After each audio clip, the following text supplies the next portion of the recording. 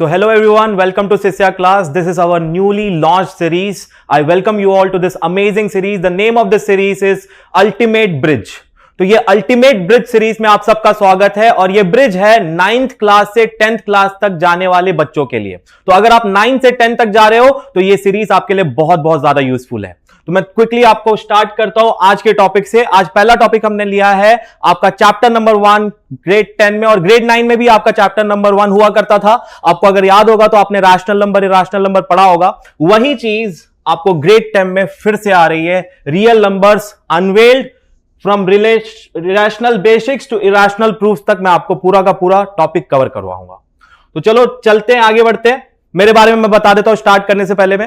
मेरा नाम श्रीकेश है। मैंने अपना एजुकेशन IIT गांधीनगर से किया है। मुझे more than 8 years of experience है मैथमेटिक्स में, और इन 8 इयर्स में मैंने 1 लाख से ज्यादा बच्चों को पढ़ाया, और बहुत सारे ये बच्चे IIT में पढ़ रहे हैं, NIT में पढ़ रहे हैं। मुझे मालूम है आप लोगों में से भी कई लोग एस्पायरिंग IITians होंगे, NITians होंगे। आप सब भी इन सब कॉलेजेस में पढ़ना चाहते होंगे। ना सिर्फ IIT NIT बिट्स होगा, बहुत सारे कॉलेजेस होंगे, आप सब चाहते हो उसके लिए पढ़ना। उसके लिए आपका फाउंडेशन, आपकी नींव बहुत ज्यादा स्ट्रांग होनी जरूरी है, और उसी के लिए आपका 10th बहुत स्ट्रांग होना है। तो अगर आप 10th में जा रहे हैं तो ये वीडियो आपका स्ट्रांग बेसिक्स के लिए बहुत बहुत इंपॉर्टेंट है। तो ध्यान से सुनना। तो ये 9 में आपने ऑलरेडी कवर किए हैं rational and irrational numbers. Basics आपने सीखा कैसे इनको रिप्रेजेंट करना है नंबर लाइन में। अगर वो इरेशनल नंबर हो √2 √3 उसको भी आपने सीखा। अगर वो रैशनल नंबर है किस तरीके से नंबर लाइन में रिप्रेजेंट करना है वो भी आपने सीखा था। कन्वर्ट कैसे करना है फ्रैक्शन को, और किसी रैशनल नंबर में कन्वर्ट करना है, अगर डेसिमल को, या फिर डेसिमल से आपको फ्रैक्शन में कन्वर्ट करना है, वल्गर फ्रैक्शन जिसे कहते हैं, रिपीटिंग डेसिमल्स वाला, वो भी आपने सीखा। ऑपरेशंस सीखे, कैसे आप रैशनलाइजेशन कर सकते हैं इरेशनल नंबर्स को, वो सब आपने सीखा 9th में। वही चीज, बहुत सारी चीजें, वही चीज आपको 10th में भी काम आएगी रैशनल और इरेशनल नंबर्स में। इसके साथ साथ रैशनल नंबर्स में एक बहुत बहुत इंपॉर्टेंट चीज है जो advanced version of HCF and LCM आप लोग पढ़ोगे। आप लोग HCF एंड LCM आप 4th क्लास से पढ़ते हुए आ रहे हो, लेकिन यहां पे 10th में आपको आके एडवांस्ड वर्जन पढ़ाते हैं, जहां पे वर्ड प्रॉब्लम्स कैसे आप सॉल्व कर सकते हैं ज्यादा से ज्यादा। और HCF LCM में रिलेशंस, ना सिर्फ 2 नंबर्स बल्कि 3 नंबर के भी रिलेशन आपके ही बुक में दिए हुए हैं, वो सब मैं इस सेशन में कवर करने वाला हूं। रिलेशन आपको बताऊंगा पूरा का पूरा, proving the irrationality, fundamental theorem of arithmetic से स्टार्ट करते हुए कैसे आप किसी नंबर को इरेशनल प्रूव कर सकते हैं, ये सब हम आज के सेशन में कवर करेंगे। तो बिना किसी देरी के चलो स्टार्ट करते हैं एक रियल लाइफ एग्जांपल के साथ। आप देख सकते हो यहां पे 2 स्ट्रिप्स दी हुई है मुझे। एक स्ट्रिप 36 सेंटीमीटर की है और एक 24 सेंटीमीटर की है। अब सवाल यह है कि क्या लार्जेस्ट लेंथ होगा, what is the largest length of equal strips that can be cut from these 2 strips. अब ये दोनों स्ट्रिप्स मुझे दी गई हुई हैं। अगर मैं इनको कट करना चाहूं तो 1 सेंटीमीटर में भी कट कर सकता हूं। अगर मैं 1 में कट करूंगा, सभी का लेंथ 1 सेंटीमीटर हो गया। मैं 2 में भी कट कर सकता हूं, 2 सेंटीमीटर कट करूंगा तो इसके 18 आ जाएंगे, इसके 12 आ जाएंगे। लेकिन ऐसा मैं सबसे बड़ा लेंथ कौन सा कट कर सकता हूं, यानी अगर अलग शब्दों में आपको बोलूं, सबसे बड़ा नंबर ऐसा कौन सा है जिससे मैं 36 और 24 दोनों को डिवाइड कर सकता हूं और दोनों स्ट्रिप्स को मैं बराबर बराबर लेंथ में कट कर सकता हूं। इसी को हम कहते हैं HCF बेटा। और यही चीज यहां पे हुई है 12 सेंटीमीटर में आप कट कर सकते हो। यही चीज HCF आज की क्लास में हम लोग पढ़ेंगे। 24 और 36 का अगर HCF निकालना आपको आता है, ऑब्वियसली आपने सीखा भी हुआ है, बचपन से आप करते आ रहे हो, HCF कैसे निकालते हैं, LCM कैसे निकालते हैं, वही मेथड से आप 12 निकाल सकते हो। वही 12 इसका आंसर है। यही चीज हम क्लास में करने वाले। 2 चीजें देखेंगे, HCF LCM, उनके बीच में रिलेशंस, इरेशनल नंबर्स और उनको कैसे प्रूव करते हैं, ये सब चीजें हम सीखेंगे। तो पहले स्टार्ट करते हैं फंडामेंटल थ्योरम ऑफ अरिथमेटिक से। तो एवरी कंपोजिट नंबर यानी क्या? कंपोजिट नंबर ऐसे नंबर जिनके फैक्टर्स 2 से ज्यादा होते हैं। प्राइम नंबर 2, 3, इनके सब सिर्फ 2 फैक्टर होते हैं, नंबर और 1 इटसेल्फ। लेकिन कंपोजिट नंबर ऐसे नंबर होते हैं, जैसे 4 से स्टार्ट होता है, 1, 2, 4 3 फैक्टर हैं, 2 से ज्यादा फैक्टर। ऐसे नंबर्स को हम सिर्फ और सिर्फ, फंडामेंटल थ्योरम ऑफ अरिथमेटिक ये कहता है कि इस नंबर्स को हम सिर्फ और सिर्फ प्राइम नंबर के प्रोडक्ट के फॉर्म में लिख सकते हैं, और ये रिप्रेजेंटेशन हर एक नंबर के लिए यूनिक होता है। जैसे कि यहां पे आप एग्जांपल के तौर पे देख सकते हो, 24 का मैंने करके रखा हुआ है 2 × 2 × 2 × 3। तो ये 2 क्यूब इंटू 3 जो है ना, इससे आप 24 ही निकाल सकते हो। 2 क्यूब इंटू 3 से आप 36 नहीं बना सकते, 12 नहीं बना सकते। ये 2 क्यूब इंटू 3 इस 24 के लिए यूनिक हो गया। वैसे ही 100 को भी मैं रिप्रेजेंट कर सकता हूं इसी फॉर्म में, 2 इंटू 2 इंटू 5 इंटू 5। अगर मैं कंप्रेस फॉर्म एक्सपोनेंट्स यूज करके लिखता हूं इस तरीके से हो जाएगा 2 स्क्वायर इंटू 5 स्क्वायर। ये जो है सिर्फ और सिर्फ 100 के लिए यूनिक है। यहां तक आपको समझ में आ गया होगा फर्स्ट पार्ट कि only product of prime numbers. Second part बहुत बहुत इंपॉर्टेंट है जो कि मैंने बताया है, लेकिन आपको फिर से मैं इस पे फोकस ला रहा हूं। यह रिप्रेजेंटेशन सबसे यूनिक है उस नंबर के लिए, और यही एस्पेक्ट हम इरेशनल नंबर्स में भी यूज करेंगे। इसलिए मैं यहां पे आपका फोकस लेके आना चाहता हूं। ये दोनों चीजें आप नोट कर लें। प्राइम नंबर्स रिप्रेजेंटेशन, यही प्राइम फैक्टराइजेशन आप पढ़ते हुए आए हो, उसी को अलग नाम दे दिया गया और कोई डिफरेंट नहीं है। फंडामेंटल थ्योरम ऑफ अरिथमेटिक सिर्फ प्राइम फैक्टराइजेशन ही है, ठीक है। अब एक क्वेश्चन देख लेते हैं एडवांस वाला, इससे ही related. Can 4 to the power n and in 0? क्या 4 टू द पावर n के एंड में 0 आ सकता है?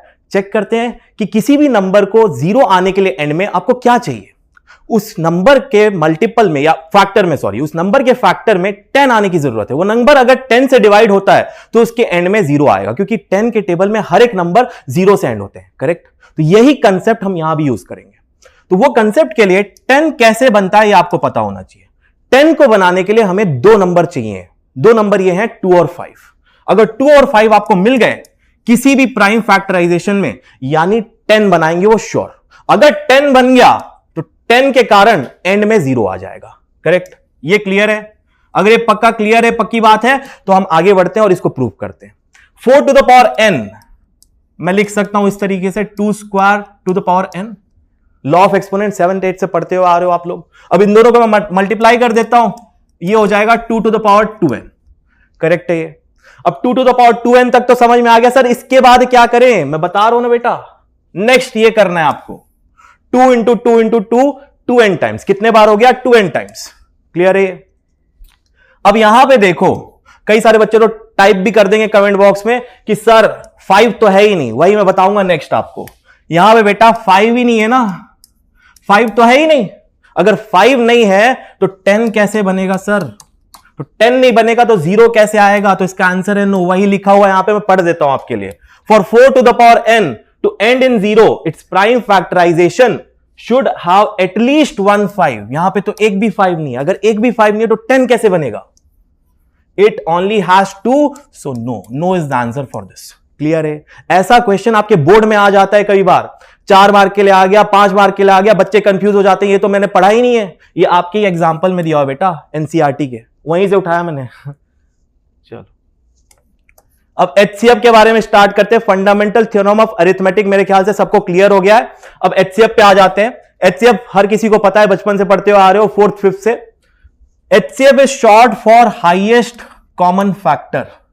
इसका एग्जांपल यहां पे मैंने दे रखा है। 16 और 12 अगर आप लोगे तो उसको सबसे बड़ा नंबर जो 16 और 12 दोनों को डिवाइड कर सकता है वो है 4। 16 और 12 को दोनों को 1 भी डिवाइड कर सकता है, 2 भी डिवाइड कर सकता है, लेकिन सबसे बड़ा नंबर 4 है जो इन दोनों को डिवाइड कर सकता है। क्लियर है कंसेप्ट?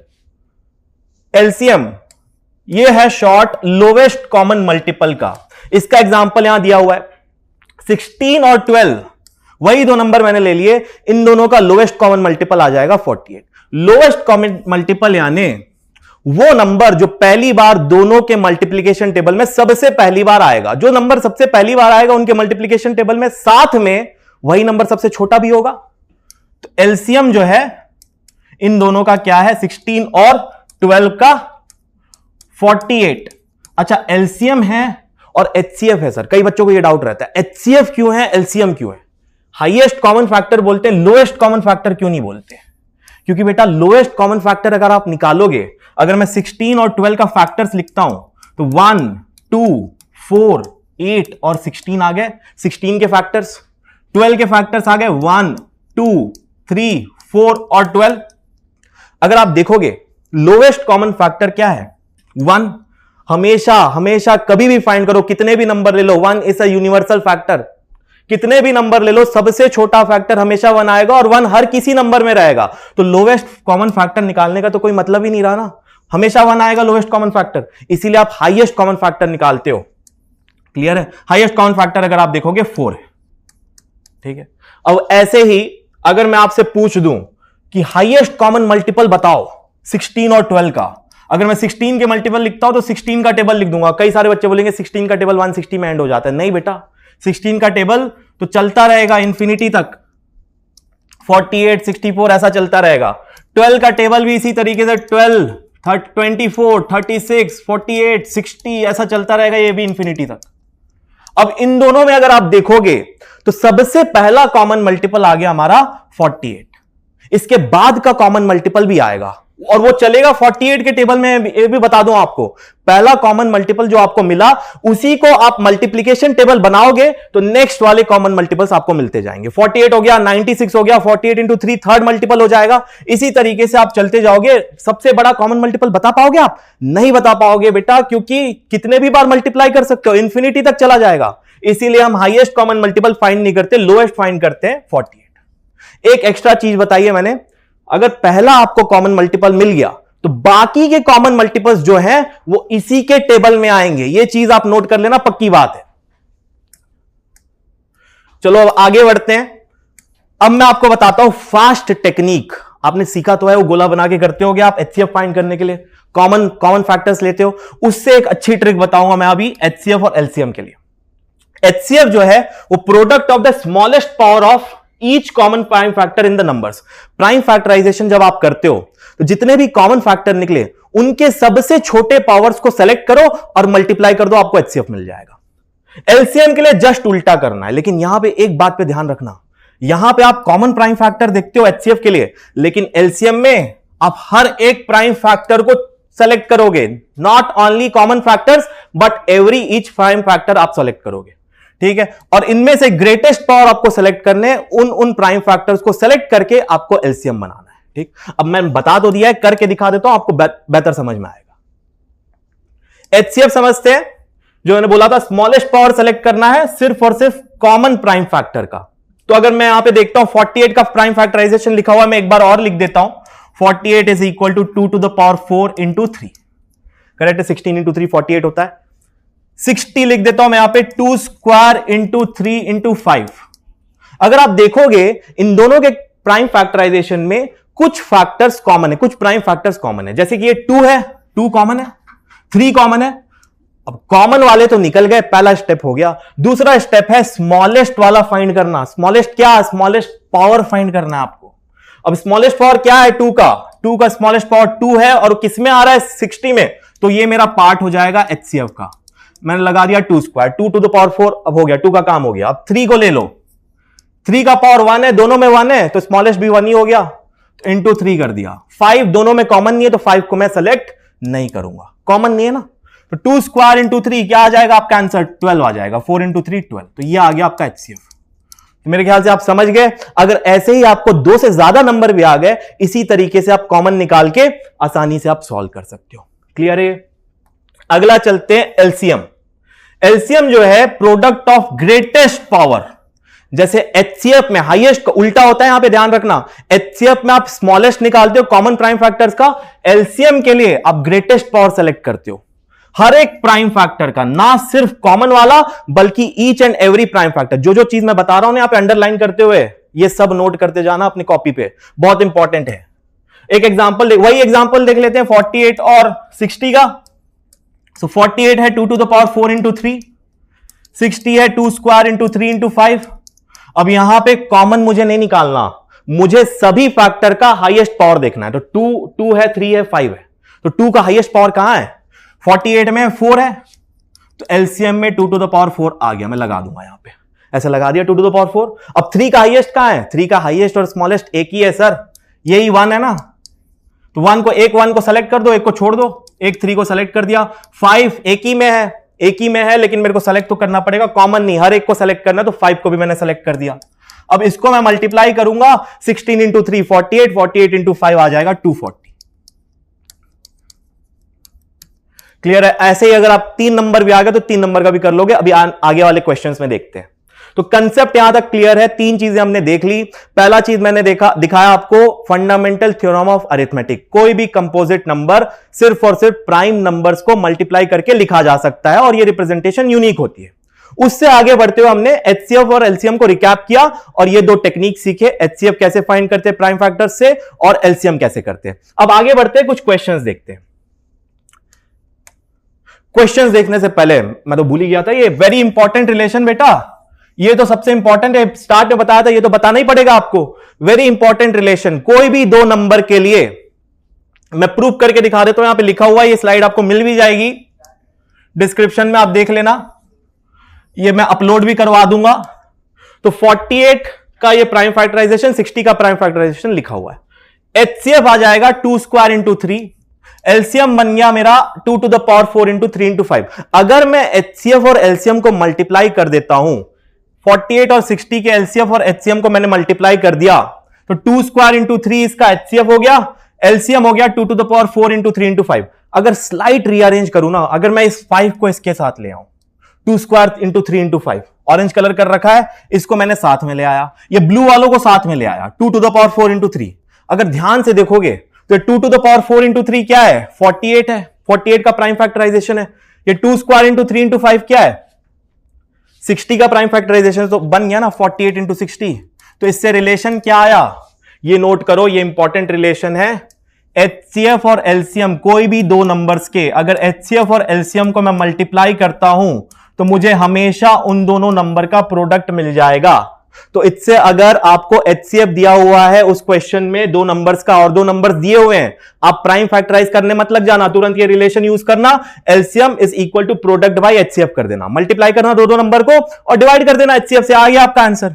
लेकिन याद रखना सिर्फ दो नंबर के लिए है, 3 नंबर में मत लगा के आ जाना, ठीक है। बाद में बोलना सर ने बताया नहीं था, 3 में भी लगा दिया, 4 में भी लगा दिया, ऐसा नहीं करना, ऐसी गलती नहीं करना बेटा। चलो आगे बढ़ते हैं, इसको यूज करते हैं। Find the HCF of 96 and 404 by prime factorization method. पहला पार्ट है एचसीएफ फाइंड करना है इस मेथड को यूज करके, दूसरा पार्ट है इसका एलसीएम भी फाइंड करना है। अब एलसीएम बोल नहीं रहा है कि प्राइम फैक्टराइजेशन, आपके बुद्धि के ऊपर डिपेंड करता है कि आप इसको प्राइम फैक्टराइजेशन से करते हो या फिर जो टेक्निक मैंने बताई उसको यूज करके करते हो। अब तो वही करोगे, बोल दिया मैंने। 96 का प्राइम फैक्टराइजेशन कर लेते हैं, 2 into 2 4, 4 into 2 8 into 2 16 into 2 32 into 3 96। ये आ गया, कितने बार 2 आ गया, 5 बार, 2 टू द पावर 5 इंटू 3, ये हो गया 96। 404 का इसी तरीके से अगर मैं करता हूं तो 4 इंटू 101, 4 यानी 2 स्क्वायर, 101 एक प्राइम नंबर होता है, इसका आ गया 2 स्क्वायर इंटू 101, आ गया मेरा प्राइम फैक्टराइजेशन। इतना हो गया ना, इसके बाद अगर आपको टेक्निक पता है ना, बस 2 मिनट का सवाल है ये।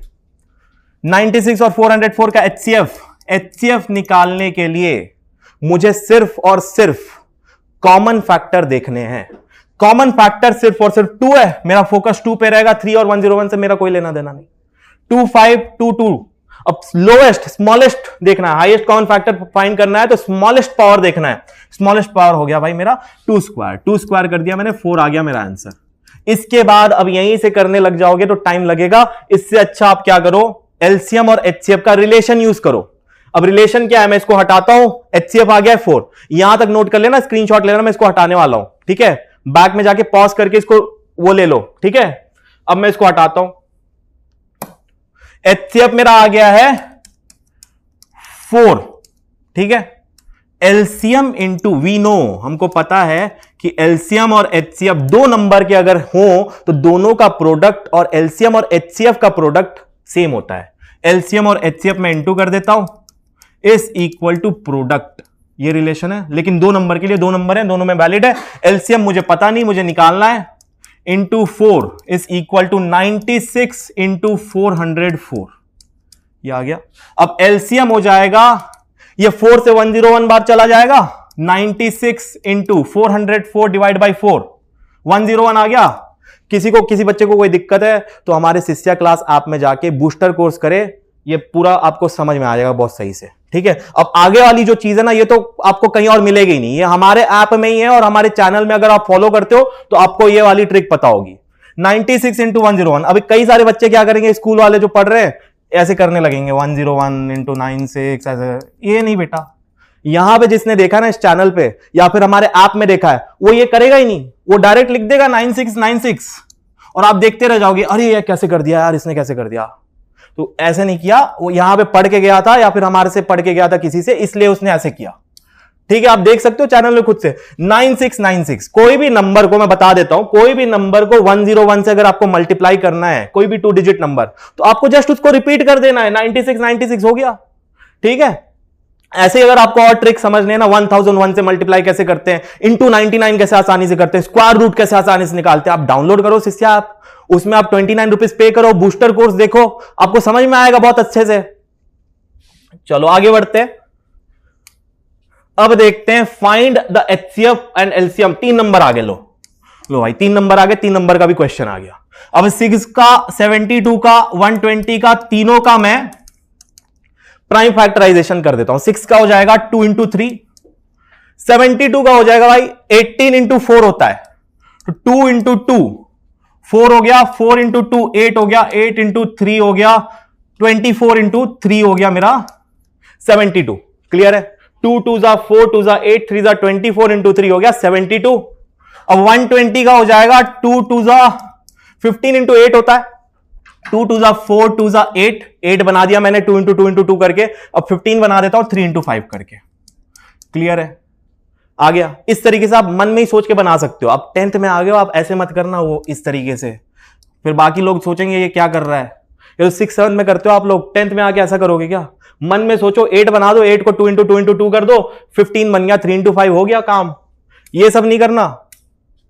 अरे ये गलती हो गई, चलो फिर से मैं लिख देता हूं बात में। 6 इंटू 2, मैन भी चला गया, लो 6 is equal to 2 into 3, 72 is equal to 2 into 2 into 2 into 2, ये हो गया मेरा 16, 16 इंटू सॉरी 2 2 जा 4, 2 जा 8 इंटू 3, 24 इंटू 3, यहां पे 2 आ जाएगा भाई, यहां पे 3 आ जाएगा और 3 आ जाएगा, यहां पे लिख देते हैं 3 और यहां पे लिख देते हैं 3। 8 इंटू 9 72, फिर आ गया 120, 2 इंटू 2 इंटू 2 इंटू 3 इंटू 5, ये हो गया 120। अब प्राइम फैक्टराइजेशन मेथड से एचसीएफ भी निकालना है, एलसीएम भी निकालना है। तो एचसीएफ निकालने के लिए आपको सिर्फ और सिर्फ कॉमन वाले देखने। 2 है कॉमन वाला, यहां पे 2 है, 3 है कॉमन, तीनों में 3 कॉमन है और 2 कॉमन है। तो सबसे छोटा पावर 2 का सिर्फ एक ही बार आ रहा है, तो इसका पावर 1 है यहां पे, उसको मैं चूज कर लेता हूं। सबसे छोटा पावर 3 का यहां पे 1, इसको चूज कर लेते हैं। 2 इंटू 3 ये हो गया 6, सो एचसीएफ हो गया 6। अब यहां पे ये गलती मत कर देना कि 6 इंटू 72 इंटू 120 डिवाइड बाई 6 कर देते आ जाएगा एलसीएम, ये गलती मत करना। 2 नंबर के लिए वो रिलेशन वैलिड है बेटा, यहां पे आपको वो टेक्निक यूज करनी पड़ेगी एलसीएम के लिए। तो एलसीएम के लिए जो टेक्निक है वो है हर एक फैक्टर का सबसे बड़ा पावर मुझे यूज करना है। तो 2 का सबसे बड़ा पावर, सबसे ज्यादा बार 2 कहां आ रहा है? वो आ रहा है 72 में और 120, किसी एक को चूज कर लो। मैं 72 वाले को चूज कर लेता हूं। 2 इंटू 2, 3 बार मुझे 2 लिखने हैं। 2 इंटू 2 इंटू 2, सबसे ज्यादा बार जहां पे 2 आ रहा है वो लिखना है। 3 सबसे ज्यादा बार कहां आ रहा है? यहां पे आ रहा है 2 बार, तो 2 बार लिख देता हूं मैं 3। 5 एक बार आ रहा है यहां पे, 5 को लिखना है, कॉमन वाले को नहीं, हर किसी को लिखना है। 5 को लिख दिया मैंने यहां पे। अब निकाल लो, 2 into 2 4 into 2 8, 8 into 3 24, 8 into 3 24 into 3 72 into 5 हो जाएगा आपका 360। 360 आ गया आपका आंसर एलसीएम का। तो एलसीएम आ गया 360, एचसीएफ आ गया 6। यहां पे वो गलती नहीं करनी है, डिवाइड करने वाली है। ठीक है, दोनों को अलग अलग मेथड से ही निकालना है आपको। ठीक, तो 2 नंबर वाले हो गए, 3 नंबर वाले हो गए। ऐसे क्वेश्चन भी आ सकते हैं, गिवन दैट डायरेक्टली एचसीएफ दे दिया, एलसीएम निकालने को बोल रहा है, तो आपको यहां पे वही टेक्निक यूज करनी है। एलसीएम 2 नंबर के लिए, since 2 numbers are there, LCM into HCF is equal to product of numbers. लगा देते हैं उस रूल को, उसके बाद पूरा कैलकुलेशन है, कैलकुलेशन में गलती नहीं करनी। एलसीएम निकालना है, एचसीएफ है 9, प्रोडक्ट है 306 इंटू 657, एलसीएम हो जाएगा 9 से डिवाइड कर देते हैं इसको।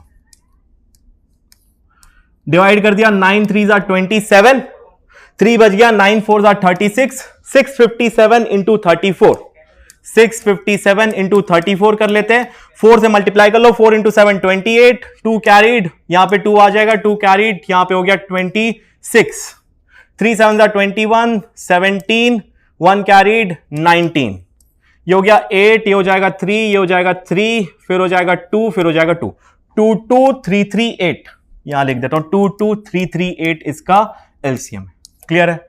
अगर आपको रिलेशन पता है बहुत आसानी से, बहुत ही आसानी से कुछ थोड़ा बहुत कैलकुलेशन करके आप निकाल लोगे। नहीं तो आप इसका 306 का प्राइम फैक्टराइजेशन करोगे, 657 का प्राइम फैक्टराइजेशन करोगे, और वो करने में आपका जितना टाइम जाएगा उससे फास्ट में आप ये आंसर ले आओगे। तो हमेशा ये रिलेशन याद रखना, लेकिन ये भी याद रखना साथ में कि सिर्फ और सिर्फ 2 नंबर्स के लिए यूज होगा। ठीक है, चलो आगे बढ़ते। तो यहां तक हमने ये सब चीजें देख ली है, LCM, HCF, fundamental theorem of arithmetic, basic problems देख लिए। अब मैं थोड़ा सा एडवांस प्रॉब्लम लेके आता हूं आपके सामने। यहां पे एक वर्ड प्रॉब्लम है, इसमें दिया हुआ है there is a circular path around a sports field. Sonia जो है वो 18 मिनट्स लेती है एक राउंड करने के लिए, रवि लेता है उसी फील्ड का राउंड करने के लिए 12 minutes. Suppose they both start at the same time, एक ही टाइम पे दोनों स्टार्ट कर रहे हैं and go in the same direction, उसी डायरेक्शन में घूमते जा रहे हैं। ठीक है, राउंड लगा रहे हैं। After how many minutes will they meet again at the starting point, कितने मिनट के बाद वो सेम पॉइंट में मीट हो जाएंगे, ये है क्वेश्चन। तो इसके लिए अगर आप ध्यान से सोचोगे, कोई 2 नंबर रिपीट हो रहे हैं, फिर से वो सेम टाइम में कब मीट होंगे, रेजोनेट कब होंगे, इसके लिए मुझे यह समझना पड़ेगा। सोनिया जो है, सबसे पहले सोनिया का लिख देता हूं, यहां पे रवि का लिख देता हूं। सबसे पहले स्टार्ट में दोनों साथ साथ में 0-0 लगा देता हूं, दोनों साथ में। अगली बार जब जब ये नंबर सेम होंगे तब तब वो दोनों साथ में होंगे। 0-0 है तो साथ में। 18 मिनट्स में इसने एक राउंड लगाया, 12 मिनट्स में इसने एक राउंड लगाया। ऑब्वियसली सोनिया जो है देर में पहुंचेगी जहां स्टार्ट पॉइंट शुरू हुआ था। रवि जो है 12 मिनट, 6 मिनट पहले ही पहुंच जाएगा, तो दोनों साथ में मिल नहीं पाएंगे। करेक्ट, ये बात समझ में आ रही है?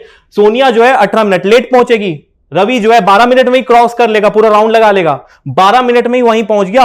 वो देख रहा है, पीछे खड़े होकर भी देखेगा, और 6 मिनट लगेगा सोनिया को वहां पहुंचने में, लेकिन वो भाग रहा है ना कंटिन्यूअसली। अब देखते हैं अगले में क्या होगा। फिर से 18 मिनट लगेंगे उसको एक राउंड करने में, फिर से 18 मिनट लगेगी, ये 36 मिनट में फिर से वापस आके उसी पॉइंट में पहुंचेगी सोनिया, स्टार्टिंग पॉइंट पे।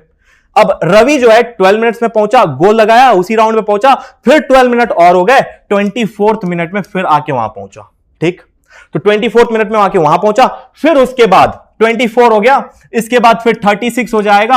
आपको समझ में आ गया? टेबल लिख रहा हूं मैं 12 का, यहां पे टेबल लिखूंगा 18 का, यहां पे हो गया 54।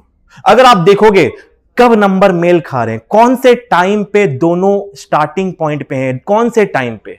18 मिनट में दोनों स्टार्टिंग, दोनों नहीं है, सिर्फ और सिर्फ सोनिया है। यहां पे 12 मिनट में सिर्फ और सिर्फ रवि है। दोनों जो मिलके हैं वो 36 मिनट में दोनों साथ में स्टार्टिंग पॉइंट में है, 0-0 को छोड़ के। जब वो स्टार्ट में सेम पॉइंट में थे उसको छोड़ के 36 मिनट में वो दोनों सेम पॉइंट में अगली बार होंगे क्या? हां बिल्कुल होंगे। 36 का मल्टीपल लगा लो बेटा, 72 मिनट में होंगे। उसके बाद 72 में एक और बार 36 ऐड कर लो, 108 मिनट में होंगे। ऐसे ही 36 के टेबल में ही वो साथ साथ मिलेंगे एक दूसरे को। क्लियर है?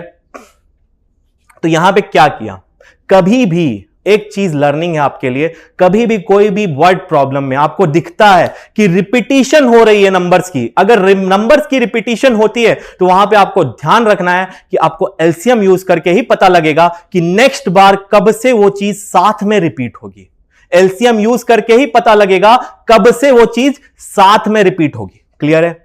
2 बेल्स वाले प्रॉब्लम भी आ सकते हैं, तो इस प्रॉब्लम के लिए आपको एलसीएम फाइंड करना था, वही चीज बताने के लिए मैंने आपको ये पूरा एक्सप्लेन किया।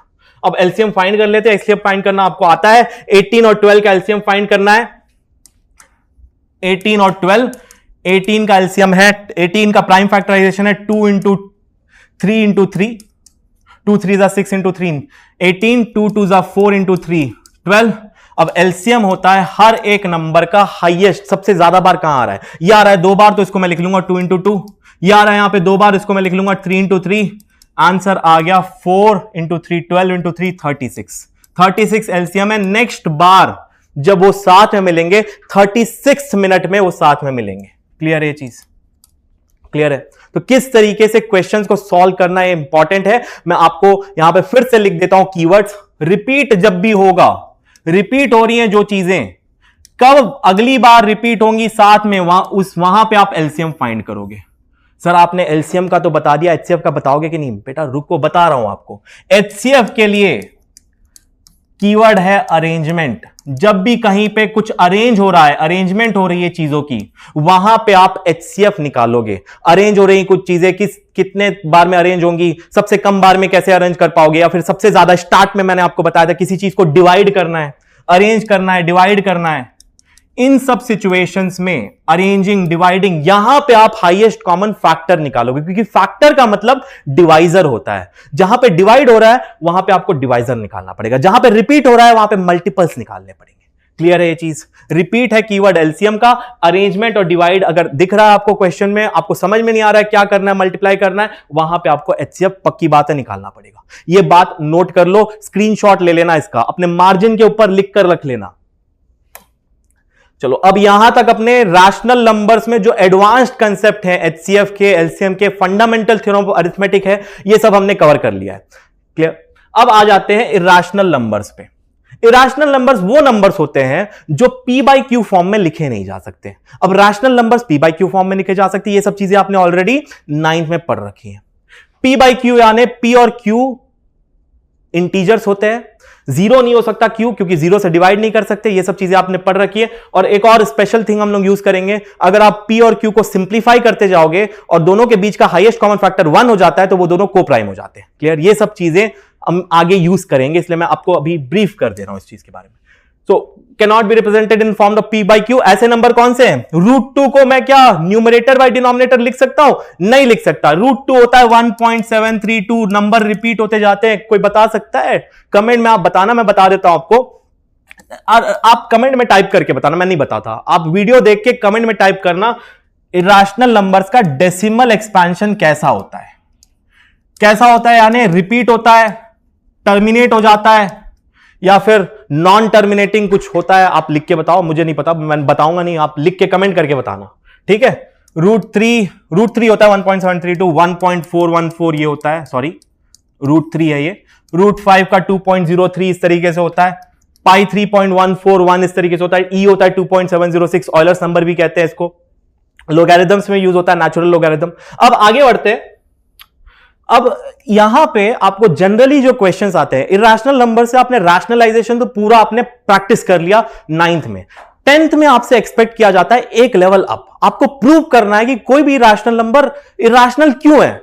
यह प्रूव करने के लिए जो स्टार्ट में मैंने बताया था आपको, फंडामेंटल थ्योरम ऑफ अरिथमेटिक, उसी को हम एक्सटेंड करेंगे। ठीक है? ध्यान से सुनना, यहां पे बहुत इंपॉर्टेंट चीज है, जनरली आपको स्कूल में बताते नहीं, मैं आपको पूरा एक्सप्लेन करूंगा यहां पे। Let P be a prime number. अगर P एक प्राइम नंबर है और P एक नंबर A स्क्वायर को डिवाइड करता है, A जो है वो कंपोजिट नंबर है, इंटीजर है, प्राइम नहीं है। A कंपोजिट नंबर है, उसको स्क्वायर कर दो। P डिवाइड करता है A स्क्वायर को, देन P डिवाइड्स A। यहां पे थोड़ा सा करेक्शन कर रहा हूं, A इंटीजर है, प्राइम भी हो सकता है, नॉन प्राइम भी हो सकता है। ठीक है? A इंटीजर है, positive integer. P divides A square, then P divides A। Simple सा थ्योरम है। अब इसको मैं प्रूफ करके आपको बताता हूं। अगर P A स्क्वायर को डिवाइड कर रहा है तो P A को भी डिवाइड करेगा, या फिर P अगर A स्क्वायर का फैक्टर है तो P A का भी फैक्टर होगा। क्लियर है? अब इसको प्रूव करते हैं। ऑलरेडी जो हमने पढ़ रखा है फंडामेंटल थ्योरम ऑफ अरिथमेटिक, इसको मैं FTA लिखूंगा शॉर्ट में। ठीक है? Fundamental theorem of arithmetic. A अगर एक नंबर है, उसको मैं सिर्फ और सिर्फ प्राइम नंबर्स के प्रोडक्ट में रिप्रेजेंट कर सकता हूं। यह चीज हमने FTA में पढ़ रखी है, तो वही चीज मैंने लिख दी यहां पे in form of variables. A एक नंबर है, उसको P1 into P2 into Pn कर दिया। ये सिर्फ और सिर्फ प्राइम नंबर से, हर एक प्राइम नंबर यूनिक। ठीक? और रिप्रेजेंटेशन भी यूनिक है A के लिए। अब आगे बढ़ते हैं। यहां पे मुझे A स्क्वायर है, तो मुझे अपने A को स्क्वायर करना पड़ेगा। A को मैं स्क्वायर कर देता हूं, बोथ साइड स्क्वायर किया, A square equal to P1 into P2 into Pn का स्क्वायर हो जाएगा, तो सभी P में स्क्वायर आ गए। क्लियर है? यहां तक हमने कर लिया पूरा fundamental theorem of arithmetic use करके, दोनों साइड स्क्वायर करके इस वाले एक्सप्रेशन तक हम पहुंच गए। इसके बाद आप ध्यान देना मेरे साथ। A स्क्वायर जो है P1 square into P2 square लेके Pn स्क्वायर तक है। गिवन हमें दिया गया, क्या प्रूव करना है? P अगर A स्क्वायर को डिवाइड करता है तो P डिवाइड करेगा A को भी। तो हम स्टार्ट कर लेते हैं। Given P divides A square. अब given this we have to prove P also divides A। ठीक है? तो from fundamental theorem of arithmetic FTA, P is one of the prime factors of A square. Correct? अगर P A square को divide कर रहा है और P prime number है तो P एक प्राइम फैक्टर है। आ गया ये पहला पहला स्टेटमेंट मैंने लिख दिया जी। अब उसी के सेकंड पार्ट, मैंने बोला था सिर्फ और सिर्फ प्राइम फैक्टर वाला पार्ट नहीं है, सेकंड पार्ट ये बोलता है कि हर एक रिप्रेजेंटेशन जो प्राइम नंबर के प्रोडक्ट वाला है वो यूनिक होता है उसी नंबर के लिए। तो ए के लिए वो ए स्क्वायर के लिए वो यूनिक होगा। ए स्क्वायर का अगर पी प्राइम फैक्टर है तो P one of the prime factors होगा उसका, और उसके एक्सपेंशन में वो हमेशा आएगा। ऐसा नहीं है कि कई मैंने 2 into 5 10 लिखा, कई बार मेरा मन किया तो 2 into 3 लिख दिया 10 को, नहीं लिख सकता ना। 2 into 5 तो 5 आएगा ही ना हर बार। तो अगर p इसको डिवाइड करता है ए स्क्वायर को तो p हर बारी उसके प्राइम फैक्टराइजेशन में आएगा कि नहीं? बिल्कुल आएगा। तो वही वाला चीज हम यूज कर रहे हैं, यूनिकनेस पार्ट। इस पार्ट को अगर मैं बोलूंगा तो यहां पे मैं बोल सकता हूं only prime factors of a square are p1 p2 pn, क्योंकि मुझे पता है इसका प्राइम फैक्टराइजेशन ये है जो कि यहां पे दिया हुआ है। तो इनमें से ही कोई एक p है, करेक्ट। अगर p1 square p1 p2 pn, p1 square अगर फैक्टर है तो p1 p2 pn ये भी उसके प्राइम फैक्टराइजेशन में, ये अगर इनमें से हैं और p डिवाइड करता है स्क्वायर को तो p भी इनमें से ही एक है, वही चीज यहां पे लिखी है। सो p is one of p1 p2 pn। Clear है? तो p इनमें से ही एक है और p जो है डिवाइड करता है a को भी। क्यों? क्योंकि p1 p2 pn a के भी फैक्टर्स है, a के प्राइम फैक्टराइजेशन से ही हमने स्टार्ट किया था, आपको याद है। Since a is equal to p1 p2 pn product है तो p डिवाइड करेगा a को भी। क्लियर है? तो यही चीज प्रूव करनी थी और ये बहुत बहुत इंपॉर्टेंट है आपको इरैशनैलिटी प्रूव करने के लिए। ये प्रूव आपको पूछेगा नहीं जनरली, लेकिन ये समझना बहुत इंपॉर्टेंट है क्योंकि ये चीज आप यूज करोगे आगे जाके इरैशनैलिटी प्रूव करने के लिए। आगे बढ़ते हैं, आप देख सकते हो यही प्रूव किया हमने और ये बहुत इंपॉर्टेंट है। p be a prime number, अगर p प्राइम नंबर है और p डिवाइड करता है a स्क्वायर को तो p डिवाइड a ऑल्सो। ठीक है, a पॉजिटिव इंटीजर है। अब ये जो extension of fundamental theorem of arithmetic है ये हमको बहुत बहुत इंपॉर्टेंट है इरैशनैलिटी प्रूव करने के लिए। इरैशनैलिटी प्रूव करने के लिए ये थ्योरम, इसके साथ साथ एक मेथड हम यूज करेंगे जिसको कहते हैं मेथड ऑफ कॉन्ट्राडिक्शन। तो आके देख लेते एक बार पूरा कैसे करते हैं। ये क्वेश्चन है, प्रूव दैट √2 इज इरैशनल। अगर मुझे प्रूव करना है, कॉन्ट्राडिक्शन यानी क्या? कॉन्ट्राडिक्शन यानी मतभेद।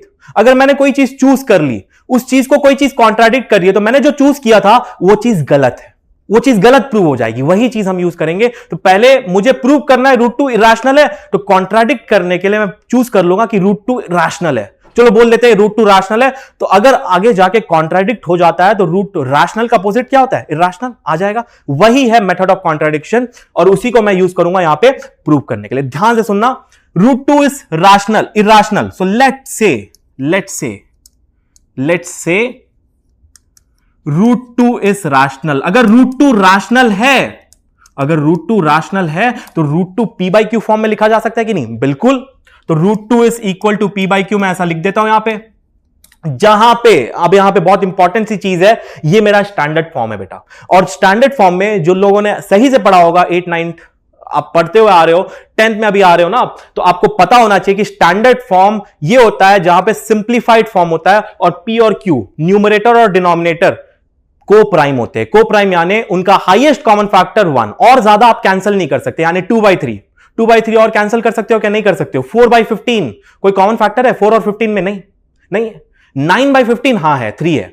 4/15 नहीं है, 2/3 नहीं है। तो इनको कहते हैं को प्राइम नंबर्स। तो p और q को प्राइम नंबर से ये भी लिख देता हूं, p and q, where p and q are को प्राइम,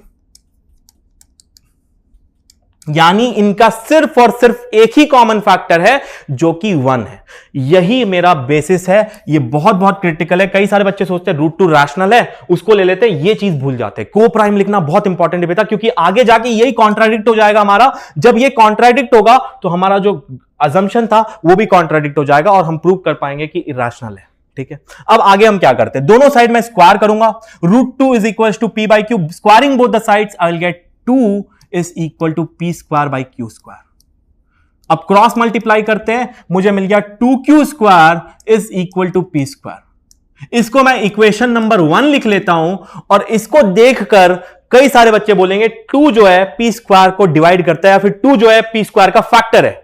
p² 2 और q² को मल्टीप्लाई करके बन रहा है, तो अगर मैं p² को डिवाइड करता हूं, इसको डिवाइड करता हूं 2 से, तो डिवाइड हो जाएगा। इसका मतलब 2 डिवाइड्स p²। इक्वेशन 1 से मैं बोल सकता हूं 2 डिवाइड्स p²। क्लियर? अब मैं नेक्स्ट स्लाइड में जाता हूं और मैं लिखता हूं, फिर से मैं लिख देता हूं equation 2q² is equal to p²। इसको इक्वेशन नंबर 1 दिया था। इससे मैं बोल सकता हूं from fundamental theorem of arithmetic, और फंडामेंटल थ्योरम यहां पे नहीं लगेगा, आगे लगेगा, ये तो सिर्फ ऑब्जर्वेशन है। From observation, so 2 divides p²। If 2 divides p², the extension of fundamental theorem of arithmetic which we have just proved, अभी प्रूव किया है, उसके बेसिस पे मैं बोल सकता हूं कि 2 divides p। यस, तो मैं लिख देता हूं यहां पे 2 divides p। ठीक है, 2 डिवाइड करता है p² को, तो 2 डिवाइड करता है p। इसका रीजन है फंडामेंटल थ्योरम ऑफ अरिथमेटिक। कर दिया, ठीक है, ये हो गया। अब 2 डिवाइड करता है p को, तो p को मैं लिख सकता हूं, p एक इवन नंबर है, 2 से डिवाइड हो रहा है, p इवन नंबर है ना, so p is equal to 2x। क्यों? क्योंकि 2 डिवाइड करता है p को, तो p is equal to 2 into x। अब मैं कर देता हूं दोनों side square, again squaring both the sides, p² is equal to 4x²। अब ये जो चीज है ना, आइए, p² is equal to 4x², where x is any integer, any integer 4x²। अब p² इक्वल टू 4x² को मैं सब्सटीट्यूट कर दूंगा वापस से इक्वेशन नंबर 1 में। Put this in 1, put in 1। अगर मैं इक्वेशन नंबर 1 में पुट करता हूं तो क्या आएगा, ध्यान से देखना, 2q² is equal to 4x² आ जाएगा ये। अब दोनों साइड 2 से डिवाइड करता हूं, दोनों साइड 2 से डिवाइड करता हूं मैं, q² is equal to 2x²। Clear है? अब यहां से इसको अगर मैं रिवर्स में लिखता हूं या फिर नहीं भी लिखूं, तो आप लोग इसको और देखो, इक्वेशन नंबर 1 को देखो और इस इक्वेशन को देखो, इससे आपको कुछ समझ में आ रहा है। 2 जो है यहां पे p को डिवाइड कर रहा था, तो यहां पे 2 जो है वो q² को डिवाइड करेगा कि नहीं? बिल्कुल करेगा। तो मैं इसके बेसिस पे लिख सकता हूं 2 divides q², 2 divides q²। Therefore, by fundamental theorem of arithmetic, we can say that 2 divides q also. 2 divides q। अब इसको मैं ले लेता हूं स्टेटमेंट नंबर ए, या फिर स्टेटमेंट नंबर ए ले लेते हैं इसको ले लेते हैं स्टेटमेंट बी। इसका रीजन है again fundamental theorem of arithmetic. Clear?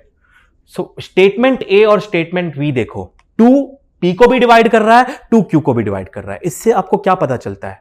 2 p को डिवाइड करता है, 2 q को डिवाइड करता है, इसका मतलब 2 एक कॉमन फैक्टर है p और q का। 2 is a factor of p if 2 divides p, 2 is a factor of q if 2 divides q, therefore 2 is a common factor of p and q। Correct? अब मैं यहां से लिख सकता हूं from a and b, from statements a and b we can say that 2 is a common factor of p and q। 2 is a common factor of p and q, which straight away contradicts our assumption, or not our assumptions, which straight away contradicts the fact which we had stated earlier that p and q are co-prime numbers। उसको contradict कर दिया, 2 is a common factor of p and q, which contradicts, इसी को कहते हैं method of contradiction, contradicts p and q are coprime. हमने assume किया था कि p और q को प्राइम है, क्यों? क्योंकि p और q से रिप्रेजेंट किया जा सकता है √2 राशनल है, हमने अज्यूम किया √2 equals to p by q, where p and q are coprime. वो अजम्पशन हमारा नल एंड वॉइड हो गया, खारिज हो गया, p एंड q आर को प्राइम। ये हो गया कॉन्ट्राडिक्ट। अब इसके कारण क्या होगा? इसके कारण हम बोल सकते हैं कि हमारा जो इनिशियल अजम्पशन था रैशनल नंबर लेके चलना √2 को, वो गलत है और √2 जो है वो इर्रेशनल है। क्लियर है? So our assumption √2 is rational is wrong, √2 is rational is wrong. अगर √2 रैशनल रॉन्ग है तो रैशनल नहीं होगा तो क्या होगा? रैशनल का अपोजिट इर्रेशनल है। Therefore अब मैं लिख देता हूं ग्रीन वाले से, therefore √2 is irrational hence proved। अगर आपको ऐसा कोई भी ऐसा क्वेश्चन आ गया ना √2, √3, √5 का, अब यही टेक्निक यूज करके प्रूव कर सकते हो। मैं फिर से एक बार छोटा सा आपको हाईलाइट कर देता हूं, मैं जानता हूं बहुत थोड़ा लंबा था, इसको फिर से एक बार मैं बता देता हूं। Let's say √2 is rational. अगर √2 रैशनल है, मैंने पहले अज्यूम किया, √2 को मैं p बाई q फॉर्म में लिख सकता हूं। p एंड q आर को प्राइम है। मैंने दोनों साइड स्क्वायर किया, को प्राइम यानी इनका कॉमन फैक्टर सिर्फ और सिर्फ 1 होगा, उनके अलावा कुछ नहीं हो सकता। अब 2 equal to p square by q square आ गया, थोड़ा सा एडजस्टमेंट किया, 2 q square equal to p square आ गया, ऐसा दिख गया। इसका मतलब 2 डिवाइड करता है पी स्क्वायर को, वही लिख दिया मैंने यहां पे। अगर 2 पी स्क्वायर को डिवाइड करता है, 2 एक प्राइम नंबर है, फंडामेंटल थ्योरम ऑफ अरिथमेटिक से 2 डिवाइड करेगा पी को भी, करेक्ट है, क्लियर है ये। फ्रॉम ए एंड बी, वैसे ही मैंने यहां पे बी भी किया, उसी तरीके से मैंने 2x p equal to 2x लेके इसमें पुट कर दिया, स्क्वायर किया, और वहां से मुझे मिला कि 2 divides Q square, 2 divides Q. दो स्टेटमेंट आ गए ए और बी, दोनों ये बोलते हैं कि 2 p को भी डिवाइड करता है, 2 q को भी डिवाइड करता है, इसका मतलब 2 p और q दोनों को डिवाइड करता है, यानी 2 p और q का कॉमन फैक्टर है, which contradicts our initial assumption that P and Q are coprime. इससे हमारा स्टार्ट का जो अजम्पशन था, हम लेके चल रहे थे रैशनल, ये भी कॉन्ट्राडिक्ट हो गया, और हम बोलेंगे कि √2 इज इरैशनल। क्लियर है, क्लियर है चीज। अब ऐसे ही इसी तरीके से ये छोटा सा क्वेश्चन है, 5 माइनस √3 इज इरैशनल गिवन √3। बहुत सिंपल क्वेश्चन है, इसके लिए आपको ज्यादा टाइम लगेगा ही नहीं, वही चीज करोगे। लेट 5 माइनस √3 इज रैशनल, अगर ये रैशनल है तो 5 minus √3 is equal to P by Q, P and Q are coprimes. ये लिख दिया आपने इतना तक। इसके बाद आपको स्क्वायर भी नहीं करना है, आपको पता है दिया हुआ है √3 is irrational, my bad, √3 is irrational दिया हुआ है। इस बात को आप यूज करो और इसको यूज करके ही कॉन्ट्राडिक्ट कर दो। अब इसमें थोड़ा सा रीअरेंजमेंट करूंगा, √3 is equal to 5 minus p by q आ जाएगा। यहां पे अगर रीअरेंज करोगे तो 5q minus p by Q. अगर आप ध्यान से देखोगे, लेफ्ट हैंड साइड क्या है, इरैशनल है, लेफ्ट हैंड साइड है इरैशनल। राइट हैंड साइड क्या है, राइट हैंड साइड रैशनल है कि इरैशनल है। अगर आप देखोगे 5q माइनस पी, 5q एक इंटीजर है, p एक इंटीजर है, 5q माइनस p एक इंटीजर ही होगा। q एक इंटीजर है तो q इंटीजर ही है, तो ऊपर का एक इंटीजर m हो गया, नीचे का एक इंटीजर n हो गया। अगर मैं दो इंटीजर को डिवाइड करता हूं तो वो हो गया मेरा p बाई क्यू फॉर्म ही हो गया ना, तो क्या हो गया वो रैशनल, राइट हैंड साइड आ गया मेरा रैशनल बेटा। तो ये तो कॉन्ट्राडिक्शन स्टार्ट से ही हो गया, और आगे जाने की जरूरत ही नहीं, स्क्वायर करने की भी जरूरत नहीं पड़ी। कई बच्चे क्या करते, स्क्वायर करते, बन नहीं पाया क्वेश्चन, अरे सर ये वाला करना ही नहीं आपको बेटा, थोड़ा सा दिमाग लगाओ, रीएडजस्टमेंट करो। लेफ्ट साइड आपने दिया हुआ है इरैशनल है, इरैशनल लिख दिया, राइट साइड रैशनल है, हो गया रैशनल। इससे आपको क्या हुआ, ये तो कॉन्ट्राडिक्ट नहीं हो सकता ना, ये तो फैक्ट है, ये तो फैक्ट है बेटा, ये तो हमेशा सही रहेगा, ये कॉन्ट्राडिक्ट हो ही नहीं सकता, दिया हुआ है। तो क्या कॉन्ट्राडिक्ट हो गया, ये गलत है, ये गलत है। राइट हैंड साइड जो क्या है 5 माइनस √3 को रैशनल लेने से आया, इसका मतलब 5 माइनस √3 इरैशनल है। क्लियर है, this is wrong, this is contradictory. इसके कॉन्ट्राडिक्टरी होने से मेरा अजम्पशन जिसके कारण ये हुआ वो भी गलत हो गया, ये इरैशनल है। क्लियर, तो यहां तक आपको मेरे ख्याल से क्लियर है। ये बोनस पार्ट है, ये आपको करना है। मैंने बोला था ना आपको 2 नंबर ही नहीं 3 नंबर का भी बताऊंगा, तो 3 नंबर का ही आ गया। अगर 3 नंबर आपको पता है पी क्यू आर, इनके अगर आपको एलसीएम दिया हुआ है या एचसीएफ दिया हुआ है, लेट से 3 नंबर दिए हुए हैं, एलसीएम निकालना, एचसीएफ निकालना, ये तरीका है, ये रिलेशन है एलसीएम और एचसीएफ के बीच में 3 नंबर का। LCM of P Q R, P into Q into R into HCF of P Q R, तीनों का एचसीएफ निकाल दो। एचसीएफ ऑफ पी क्यू एक साथ ले लो, एचसीएफ ऑफ क्यू आर ले लो, एचसीएफ ऑफ आरपी ले लो, इन सबको मल्टीप्लाई कर देना। क्लियर है, वैसे ही same to same ditto copy है एचसीएफ का रिलेशन भी। अब टाइम नहीं है मेरे पास, तो मैं तुरंत, आप इसका स्क्रीनशॉट ले लो, एक क्वेश्चन दूंगा और उसका आपको आंसर टाइप करना है। टाइप इन कमेंट बॉक्स बेटा, वही रिलेशन, ये वाला रिलेशन आपको यूज करना है, और यहां पे आपको बताना है अगर एचसीएफ इसका 2 है तो एलसीएम क्या होगा। ऐसा मत करना कोई और टेक्निक, ये रिलेशन यूज करके करना, चेक करके देख लेना, आपका चेक हो जाएगा, आपकी लर्निंग भी हो जाएगी। ये भी आपके बोनस सेक्शन में दिया हुआ है, आपके एनसीईआरटी बुक में ही, अलग से मैं कुछ नहीं पढ़ा रहा आपको। टाइप इन कमेंट इसका आंसर, और सेशन कैसा लगा ये भी टाइप करना। लाइक करो, शेयर करो, सब्सक्राइब करो, भर भर के लाइक करो। डाउनलोड द शिष्या क्लास ऐप, ये स्कैनर है, मैं थोड़ा साइड हट जाता हूं, आपको दिखेगा तो यहीं से स्कैन करके डाउनलोड कर लेना। नहीं हो रहा है, दिक्कत हो रही है, आप जाओ डिस्क्रिप्शन बॉक्स में, हमने आपकी सुविधा के लिए डिस्क्रिप्शन में लिंक भी डाल रखा है, वो लिंक आप क्लिक करो, आराम से डाउनलोड करो ऐप, उसके फीचर्स को यूज करो।